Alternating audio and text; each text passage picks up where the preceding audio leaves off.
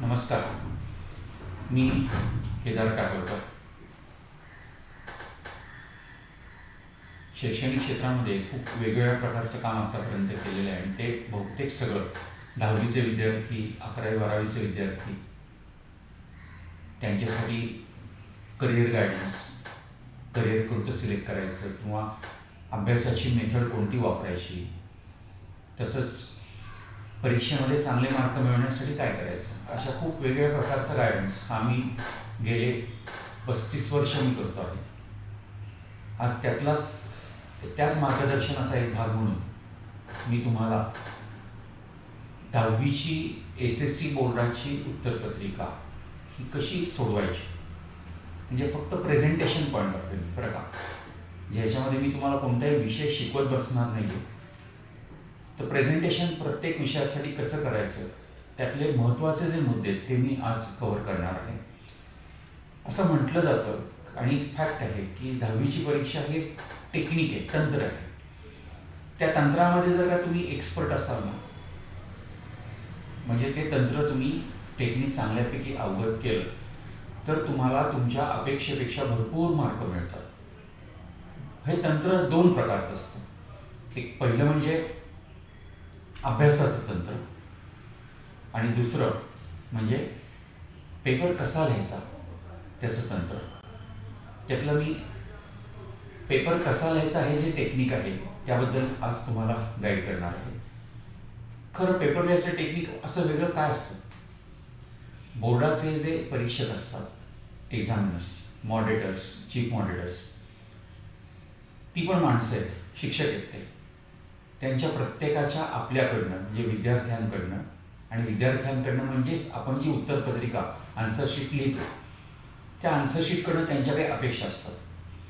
त्या अपेक्षा जर आपण पूर्ण केल्या तर मार्क जास्त मिळतात.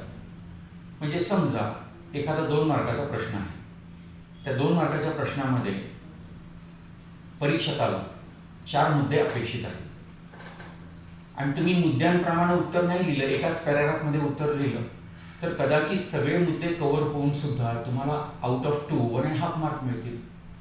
अंडरलाईन नाही केली, प्रॉपर कुठं बॉक्स करायचं असेल ते नाही केला, म्हणजे अशा अनेक कारणांमुळे काय होतं की आपले मार्क हे कट केले जातात आणि ते डायरेक्टली तुम्हाला कोणी म्हणणार नाही की तू अंडरलाईन केली नाही म्हणून मार्क कट केले बरं का. पण याच्यामध्ये परीक्षकाची सायकॉलॉजी, परीक्षकाचं मानसशास्त्र हे विचारात घेऊन जर आपण उत्तरपत्रिका प्रेझेंट केली ना तर मार्क भरपूर मिळतात. म्हणजेच technique of writing answer paper म्हणजे काय, तर परीक्षकाची मानसिकता ओळखून घेऊन आपण उत्तरपत्रिका सादर करणं, प्रेझेंट करणं, याला आपण technique of writing answer paper असं म्हणतो. आता वापरायचं कधी बसणं, खरं तर बोर्डाच्या परीक्षेच्या आधी जेवढ्या लवकर तुम्हाला वापरता येईल, म्हणजे मी तर म्हणेन की तुम्हाला आज समजा माझ्याकडनं माहिती कळली तर तुम्ही आजच्या ह्या क्षणापासून ते टेक्निक वापरायला सुरुवात ही प्रत्येकाने करायची आहे. कारण काय होतं की काही गोष्टी मी ज्या सांगतोय ना त्या तुम्हाला एकदम सोप्या वाटतील, काही फालतू पण वाटतील आणि जाऊ दे करू डायरेक्ट परीक्षेच्या वेळेला करू, आत्तापासून काय घाई असं तुम्हाला वाटेल. पण नाही, तुम्ही जोपर्यंत ह्या गोष्टींच्या सवयी करून घेत नाहीत, नॉर्मल लिखाणामध्ये तुमच्या जोपर्यंत ती सवय उतरत नाही तोपर्यंत तुमच्याकडनं परीक्षेमध्ये ते त्या प्रकारे लिहिलं जाणार नाही आणि मग मार्क मिळणार नाही. त्यामुळे टेक्निक कधीपासून वापरायचं तर लगेच, म्हणजे आजच्या ह्या क्षणापासून तुम्ही ते टेक्निक वापरायचं आहे. तर पहिला मुद्दा त्यातला समास, मार्जिन कसे आखायचे ते. ही बोर्डाची दिलेली उत्तरपत्रिका आहे, त्याच्यामध्ये एक मोठं मार्जिन असतं आणि त्याच्या शेजारी एक छोटं मार्जिन, हे बोर्डाने आखून दिलेलं आहे. आणि हे जे मार्जिन आहे म्हणजे 2 आखलेली मार्जिन्स ही तुम्हाला सगळ्या languages, Marathi, Hindi, English, Sanskrit, German वगैरे या सगळ्या लँग्वेजेसला हे एवढे आखलेले समास सफिशियंट आहेत, पुरतात. त्याशिवाय वेगळं आणखी जास्त आखायचं गरज नाही. म्हणजे समजा तुम्ही क्वेश्चन नंबर 3 सॉल्व्ह करताय तर तो वरती बॉक्समध्ये लिहिणार क्वेश्चन नंबर 3, त्या 3 मधला ए, समजा ए गिव्ह रिझन्स आहे, कारणे जे आहे, मग ए जो आहे तो तुम्ही तिथं लिहिणार मोठ्या मार्जिन समासामध्ये आणि त्याच्या शेजारी 1 जो म्हटलेला आहे तो 1 म्हणजे 3A म्हटलं पहिलं तुम्ही सोडवताय आणि मग ते सोडवायचं जे आहे ते उजवीकडच्या भागामध्ये तुम्ही सोडवणार आहात. ही बोर्डाने दिलेली उत्तरपत्रिका ही तुम्हाला सगळ्या लँग्वेजेस आणि दोन्ही मॅथ्स M1 M2 म्हणजेच अल्जेब्रा आणि जॉमेट्री या विषयांना हे आखून दिलेले समास पुरेसे आहेत. परंतु हिस्ट्री जॉग्राफी आणि सायन्स 1-2, इतिहास भूगोल आणि शास्त्र 1-2 ह्या 4 विषयांना मात्र एक जास्तीचा समास हा तुम्हाला आखायचा आहे. आणि तो कशासाठी? तर त्या जास्तीचा जो एक समास आखला आहे त्याच्यामध्ये ह्या 4 विषयांमधले म्हणजे परत विषयांची नावं सांगतो. इतिहास भूगोल आणि विज्ञान 1-2 या 4 विषयांमधले ऑलमोस्ट सगळ्या प्रश्नांची उत्तरं ही आपण पॉईंट्समध्ये लिहितो. पण पॉईंटमध्ये जी उत्तरं लिहिणार आहेत ना त्याचे पॉईंटचे नंबर लिहिण्यासाठी म्हणजे बघा आता इथं तुम्हाला दाखवलं की पॉईंट नंबर 1, 2, 3, 4 4 पॉईंटमध्ये उत्तर लिहिलं तर मग ते पॉईंट नंबर लिहिण्यासाठी तो एक वेगळा समज प्रत्येकाने आखायचा आहे. का? कारण परीक्षकाला उत्तर चेकिंग करतानाच त्याला कळतं की ह्या मुलांनी 4 पॉईंट्स लिहिले बरं का. म्हणजे पहिलं एक रिलॅक्सेशन त्याला त्या परीक्षकाला येतं कारण त्याला माहिती आहे की या प्रश्नाच्या उत्तराचे 4 पॉईंट्स आहेत, 3 पॉईंट्स आहेत, 6 पॉईंट्स आहेत. त्यामुळं एका नजरेच्या कटाक्षामध्ये परीक्षकाला कळावं की आपण किती पॉईंट्स लिहिले आहेत. त्यासाठी पॉईंट नंबरसाठी सेपरेट कॉलम हा या 4 विषयांना करायचा आहे. हे सोडवलेलं दाखवलंय बघा. आता मी तुम्हाला अशा सोडवलेल्या स्लाइड्स ज्या दाखवतो तर त्या तुम्ही वाचत बसू नका. आता आपण कोणता मुद्दा बघतोय? मार्जिन म्हणजे समास कसा आखायचा हा मुद्दा आपण बघतोय. मग तुम्ही फक्त समास कसा आखायचा त्या पॉईंटच्या दृष्टीने तुम्ही त्या स्लाइडकडे बघा. ते गणित जे सोडवलेले ते बरोबर आहे का चूक सोडवले वगैरे त्याकडे काही बघायचं नाही.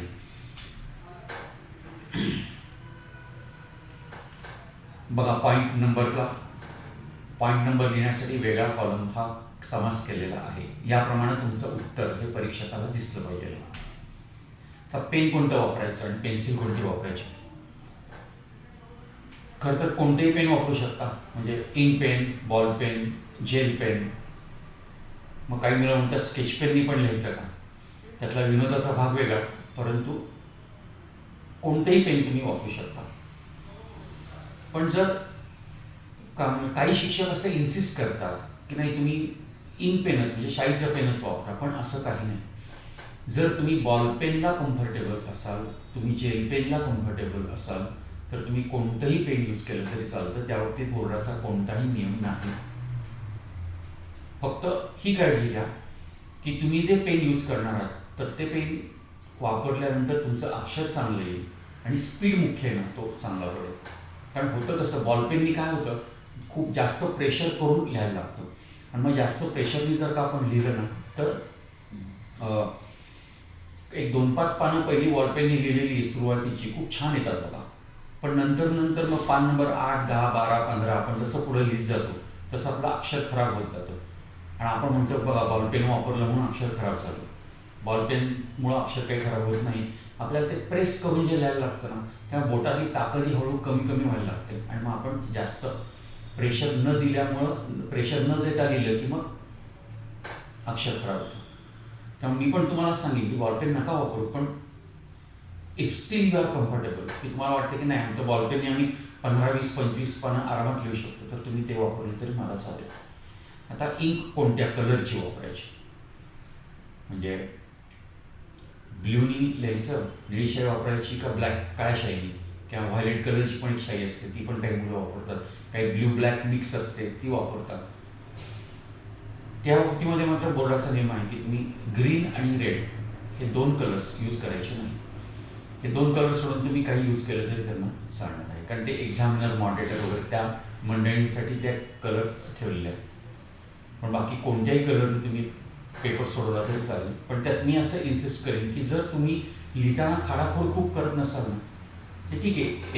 एका अख्ख्या पानावरती एखादी दुसरं कॅन्सलेशन खाडाखोड झाली चालत आहे. पण त्यापेक्षा जर खूप खाडाखोड असेल तर मात्र तुम्ही ब्लॅक यूज करू नका, तुम्ही ब्ल्यूनी लिहा. पण जर तुमची खाडाखोड कमी होत असेल तर मात्र मी तुम्हाला असं नक्की सांगेन की ब्लॅकनी लिहा. ब्लॅकनी लिहिलेलं नेहमी उठावदार अधिक चांगलं दिसतं. पण कमी खाडाखोड करणार असाल तर, नाहीतर मग ब्ल्यूनी लिहिलेलं कधीही चांगलं. अंडरलाईनिंग हा खूप महत्त्वाचा पार्ट आहे आणि तो तुम्हाला तुमच्या अगदी मी म्हणेन की 4th 5th 5वीपासून तुम्हाला सगळे शिक्षक सांगत आलेले असतात की महत्त्वाचे मुद्दे, काही सायंटिफिक टर्म्स असतील, कीवर्ड्स असतील, काही हिस्टॉरिकल जॉग्राफिकल काही स्पेसिफिक वर्ड्स असतील त्याला अंडरलाईन करा. म्हणजे हे माहिती आहे. आता मी तुम्हाला हा पॉईंट सांगतो तो काही नवीन नाही आहे, पण मला सांगा बरं किती मुलं तुम्ही अंडरलाईन करता? काही मुलं सुरुवातीचे पहिले 2-4 पानं अंडरलाईन करतात आणि नंतर त्यांना असं वाटतं नाही ह्याच्यात वेळ खूप जातो, नको पेपर अर्धवट होईल. पण मी तुम्हाला सांगतो की समजा एखाद्या प्रश्नाचं उत्तर तुम्ही 15 लाईन्स 15 वहीत लिहिणार असाल, ते 12-13 लाईनमध्ये लिहिलं तरी चालेल, पण अंडरलाईनिंग कंपल्सरी करा. कारण समजा तुम्ही 20 पेजेस पेपर लिहिला तर तुमच्या पेज नंबर 1 मधल्या फर्स्ट वर्डपासून पहिल्या शब्दापासून ते 20 नंबर पेजच्या लास्ट वर्डपर्यंत तुम्हाला जर असं वाटत असेल की प्रत्येक एक्झामिनर प्रत्येक ईच अँड एव्हरी वर्ड ते रीड करतात, वाचतात, नाही होत असं. मग तुम्ही म्हणाल की ते काय न वाचताच मार्क देतात का? असं नसतं. परीक्षकाची अनुभवी नजर ही बसलेली असते. तुम्ही जे उत्तर लिहिता ना त्या उत्तरातनं ते नेहमी त्यांना पाहिजे ते महत्त्वाचे शब्द बरोबर ते वेचतात आणि तुम्हाला मार्क देतात ते. पण समजा तुम्ही सगळं लिहिले आणि परीक्षकाच्या नजरेतनं एखादा महत्त्वाचा तुमचा वर्ड सुटला आणि त्यांना कुठंतरी असं सायकोलॉजिकल फिलिंग आलं की अरे या मुलाने हा पॉईंट लिहिलेला दिसत नाही बरं का, आणि त्यांनी जर का तुम्हाला आउट ऑफ 2 1.5 मार्क दिला, नुकसान कोणाचं? तुमचं. अर्धा मार्क त्यांनी का कापला म्हणून त्यांना काही कोणाला जबाब द्यायचा नाही. कारण शेवटी परीक्षकाला त्याची डिस्क्रिशनरी पॉवर ही वापरता येते. त्यामुळं त्यांनी असं प्रत्येक अर्धा मार्क कुठं कापला हे काही त्यांना तिथे लिहायची गरज नसते किंवा कोणाला एक्सप्लेन करायची गरज नसते. पण नुकसान आपलं होतं ना, विद्यार्थ्याचं नुकसान होतं. आणि ते जर होऊ नये असं तुम्हाला वाटत असेल तर अंडरलायनिंग हे तुम्ही कंपल्सरी करा. सगळे महत्त्वाचे words, keywords, scientific words, headings या सगळ्या गोष्टींना अंडरलाईन ही तुम्ही कंपल्सरी करायची आहे. तर बघा अंडरलाईन कशी करायची यासाठी ही स्लाईड आहे. महत्त्वाचे शब्द सगळे अंडरलाईन केलेले आहेत ते. आणि अंडरलाईन कशी करायची नाही त्यासाठी ही स्लाईड बघा. याच्यामध्ये सगळंच अंडरलाईन केलं, सगळी वाक्य अंडरलाईन केली. मग घ्या, तुम्हाला अंडरलाईन करून पाहिजे ना, आम्ही केलं, आता तुम्हाला काय वाचायचं ते वाचा. असं अंडरलाईनिंग केलेलं पण नको आहे. मी तुम्हाला काय सांगितलं, फक्त महत्त्वाचे शब्द, कीवर्ड्स ज्याला आपण म्हणतो ना, हेडिंग्स, त्यालाच अंडरलाईन करायचे. सगळंच अंडरलाईन करत बसलं असं करायचं नाही. क्वेश्चन्स कॉपी करायचे नाहीत. म्हणजे उदाहरणार्थ बघा, इथं खालीलपैकी कोणत्याही एका प्रश्नाचे उत्तर 70 ते 80 शब्दात लिहा आणि परत त्या स्वभाषेची अभिवृद्धी वगैरे. या पहिल्या ज्या 4 ओळी आहेत ना, ह्या 4 ओळी तुम्ही मला सांगा की लिहायची काही गरज होती का? काही नाही. नुसता क्वेश्चन नंबर 6 आणि 1 एवढं टाकलं की काम झालं असतं ना. म्हणजे तुम्ही असा अनावश्यक वेळ वाया घालवता, कारण त्या 4 ओळी लिहिल्यामुळे तुम्हाला अर्धा मार्क पण मिळणार नाहीये. म्हणजे असा वेळ तुम्ही वाया घालवता आणि मग एकीकडे म्हणता की आम्हाला अंडरलाईन करायला वेळ पुरत नाही चालणार. म्हणजे क्वेश्चन्स कॉपी करू नका. पण तुम्ही याच्यावर पण आम्ही ऑब्झर्वेशन केलं की मुलं किमान एक 8 ते 10 मिनिटं वेळ आहे ना ते क्वेश्चन्स कॉपी करण्यामध्ये घालवतात. मग तोच वेळ अंडरलाईनिंगला वापरा ना, त्याच्यामुळे मार्क तरी तुमचे वाढणार आहेत.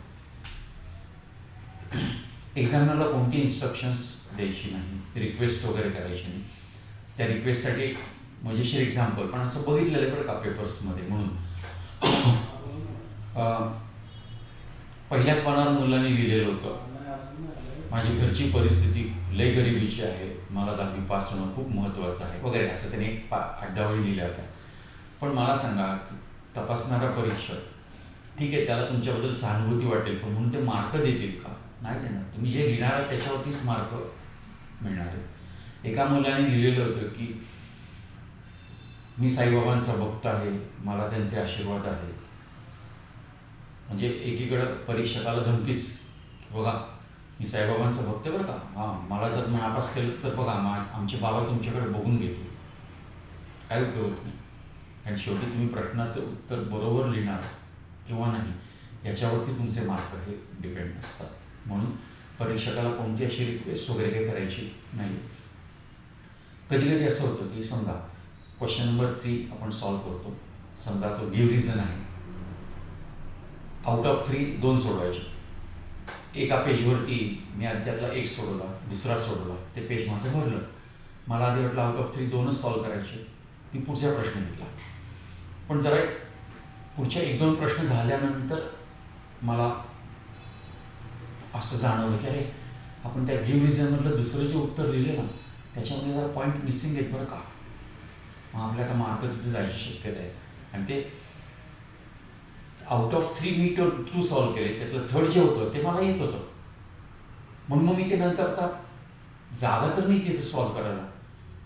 मग तिथं खाली आपण लिहिणार का की कृपया ह्यापुढील तिसरा प्रश्न जो आहे तो 4-5 पानं सोडून 6व्या पानावरती बघा. काही गरज नाही. अशी कोणती इन्स्ट्रक्शन पण एक्झामिनरला द्यायची नाही. तुम्ही नंतर आठवलं नंतर सोडवलं तरी चालेल. मग फक्त क्वेश्चन नंबर 3 टाकला आणि त्याच्यामध्ये 3 मधलं 3 म्हटलं तरी एक्झामिनरला ते पुरेसं आहे. पण त्यासाठी अशी पण इन्स्ट्रक्शन एक्झामिनरला तुम्ही कोणत्याही प्रकारची द्यायची नाही. न्यू क्वेश्चन न्यू पेज हा नियम पण माहिती आहे, पण खूप वेळा मुलं ते फॉलो करत नाही आणि त्याचा एक्झामिनरला त्रास होतो. कसा काय? समजा पेपर आपण सॉल्व करतोय, ह्या क्वेश्चन नंबर 3 सॉल्व करतोय, ह्या पेजवरच्या फक्त पहिल्या 2 लाईनवरती मी लिहिलं आणि माझा क्वेश्चन नंबर 3 संपला. आता मला क्वेश्चन नंबर 4 करायला घ्यायचा आहे. मग आता क्वेश्चन नंबर 4 जो मी सॉल्व करणार तो मला काय वाटतं अरे तिथल्या 2च लाईन फक्त भरलेल्या आहेत, मग त्याच्या खाली जरा जागा सोडून आपण त्याच्याच खाली क्वेश्चन नंबर 4 चालू करू. असं करायचं नाही.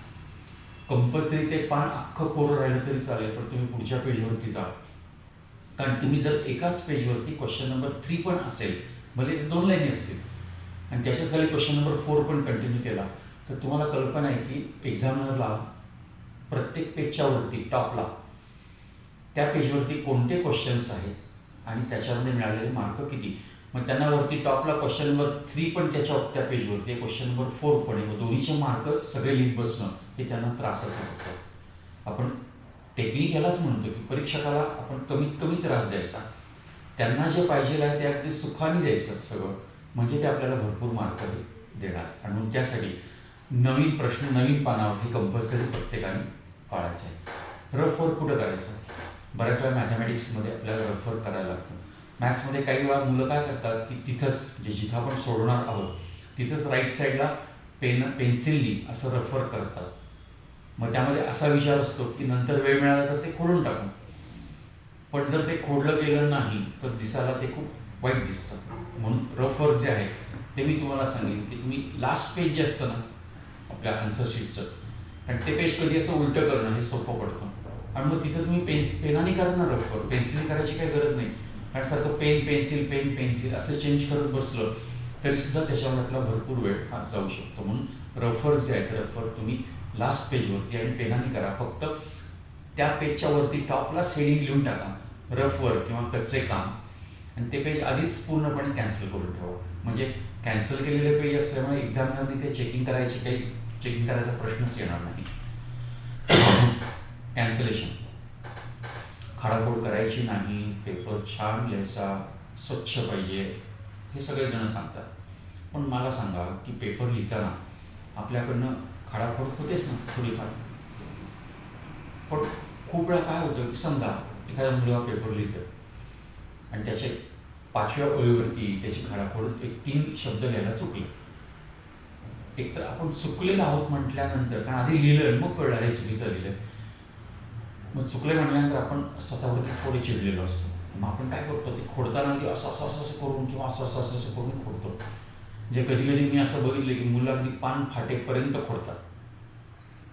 पण त्यामुळे होतं काय, म्हणजे असं जर तुम्ही अगदी गिरगिट करून जर का खोडलेलं असेल तर परीक्षक जेव्हा पेपर चेक करतो त्यांनी पान उलटला का, माझे हे पान त्याचं चेक करून झालं इकडचे, हे एक पान दुसरं पान, आता त्यांनी पान उलटलं तर पहिल्यांदा त्याच्या नजरेला काय पडतं, ते आपण जी अशी खूप खाडाखोड केलेली आहे ना ती नजरेला पडते.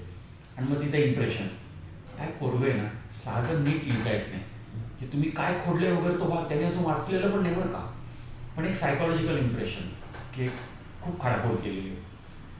मग परीक्षकाचं ते इम्प्रेशन वाईट पडू नये म्हणून खाडाखोड ही पण ना आपल्याला लपवता आली पाहिजे. आता तुम्ही म्हणाले कसं लपवायचं, काही नाही. आता समजा एक 4-5 ओळी नंतर 6व्या ओळीवरचे माझे 3 शब्द चुकलेले आहेत, तर मी काय करणार, त्या 3 शब्दांवरती पेन्सिलनी फक्त त्या 3 शब्दांवरती अशी ब्रेक मारली. त्यामुळे होईल काय की परीक्षक जेव्हा आन्सर पेपर चेक करता करता त्या लाईनवरती येईल ना, त्या 5व्या-6व्या लाईनवरती, तेव्हा त्यांना कळेल की अरे मुलांनी खोडले बरं का. पण मग मुलं त्याच्यावरती म्हणतात आपण ते खोडले, मग ते चुकलेलं ते कळेल ना त्यांना. अरे तुम्ही कसंही जरी खोडलं तर ते चुकलंय म्हणूनच खोडलेलं आहे ना. मग त्यांना कळलं तर काय फरक पडतो. जे त्या फार तर वाचतील ते. आणि कधी कधी असंही होतं बघा आपल्या प्रत्येकाच्या बाबतीमध्ये की आपण आधी खोडतो, पण जे खोडलेलं आहे ते खरं तर बरोबर असतं, पण आपल्याला काहीतरी वेगळं सुचतं म्हणून आपण ते खोडतो. मग परीक्षकांनी जर ते वाचलं आणि त्यांना जर कळलं की अरे कशाला खोडलं ना, खरं तर बरोबर लिहिलं होतं की मुलांनी, म्हणजे उलट यातनं एक पॉझिटिव्ह सॉफ्ट कॉर्नर तयार होईल. हां, म्हणजे म्हणून काही ते चुकीचा मार्क देणार नाही, पण जेव्हा कधीतरी पुढच्या प्रश्नांमध्ये तो सॉफ्ट कॉर्नर जो आहे ना तो उपयोगाला येईल. जेव्हा 2 पैकी 1.5 मार्क द्यायचे का 2 मार्क द्यायचे, हा जेव्हा परीक्षकाच्या मनामध्ये डायलेमा असतो, कन्फ्युजन असतं, तेव्हा आपल्याला नक्की 2 मार्क मिळून जातात. थोडक्यात कॅन्सलेशन करताना पेन्सिलने त्या शब्दांवरती फक्त अशी रेख ही प्रत्येकाने मारायची. येस, महत्त्वाच्या काही गोष्टी मी तुम्हाला सांगितलेल्या आहेत. अजूनही तुम्हाला काही व्हिडिओज बघायला मिळतील ज्याच्यातनं आणखीन काही ॲडिशनल पॉईंट्स हे तुम्हाला माझ्याकडनं समजू शकतील. So bye, thank you.